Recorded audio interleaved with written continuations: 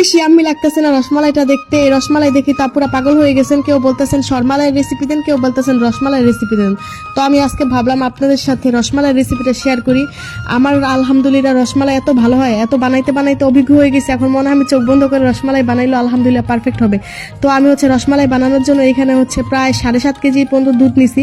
4 KG দিয়ে আমি সানা কেটে নিছি, আর বাদ বাকিটা দিয়ে আমি মালাইটা বানাবো। আমার মনে হয় যে মালাইটা যত বেশি ঘন দিবেন তত রসমালাইটা খাইতে বেশি মজা লাগবে। আমি তো মালাইটার একদম কালার চেঞ্জ করে ফেলি জাল করতে করতে। যাই হোক, আমি প্রথমে সানা কাটার জন্য এখানে ভিনিগার নিচ্ছি। ভিনিগারের সাথে পানি মিক্স করে আমি সানাটা কাইটে নিচ্ছি। সানাটা যখন হয়ে যাবে ভুলা চুলা উপরে রাখবে না, সাথে সাথে পানি ঝরাই নেবেন, নয়তো সানাটা শক্ত হয়ে যাবে।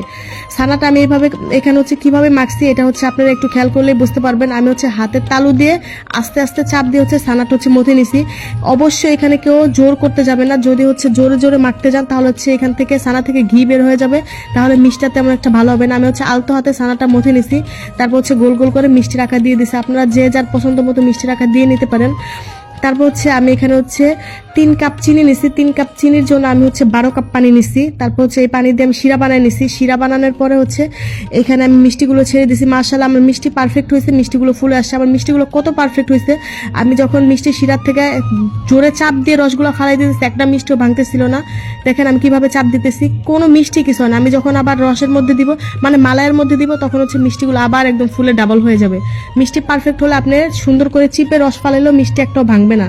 তারপর এখানে আমি মালাই বানিয়ে নিচ্ছি। দেখেন আমার মালাইয়ের কালারটা কত সুন্দর আসছে। মাশাআল্লাহ রসমালাইয়ের কালারটা অনেক বেশি সুন্দর আসছে। আমি অত সুন্দর করে রেসিপিটা শেয়ার করতে পারলাম না।